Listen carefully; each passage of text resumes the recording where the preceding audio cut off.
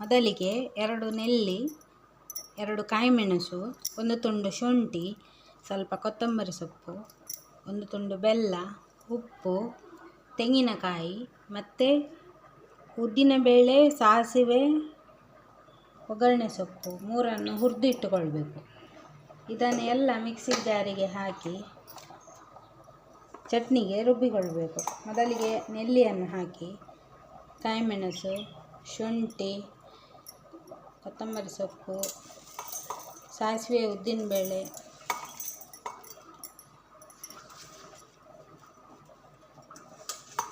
ಉಪ್ಪು, 1 ತುಂಡು ಬೆಲ್ಲ ಇವಿಷ್ಟನ್ನು ಹಾಕಿ ಗ್ರೈಂಡ್ ಮಾಡಬೇಕು.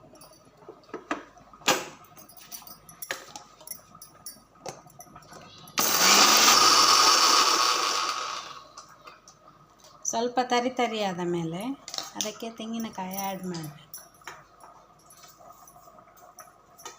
ನೀರು ಹಾಕ್ಲಿಕ್ಕಿಲ್ಲ, ಹುಡಿಯೇ ಚಟ್ನಿ ಮಾಡೋದು, ಹುಡಿ ಚಟ್ನಿಯಾಗೆ.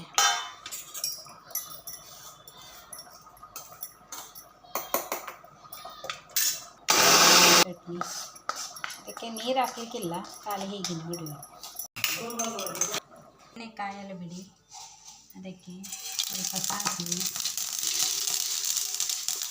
ಸ್ವಲ್ಪ ಉದ್ದಿನಬೇಳೆ, ಆಮೇಲೆ ಬೆಳ್ಳುಳ್ಳಿ, ಒಣಮೆಣಸು,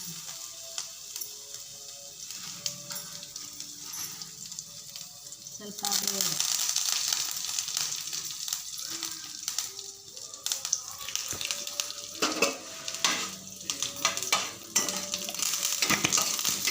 ಹಾಕಿ ಮಗುಚಿ.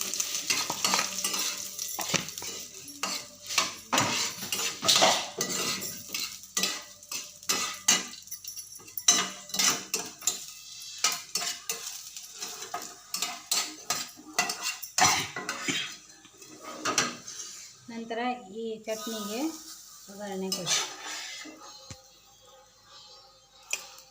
ಚಟ್ನಿ ರೆಡಿ.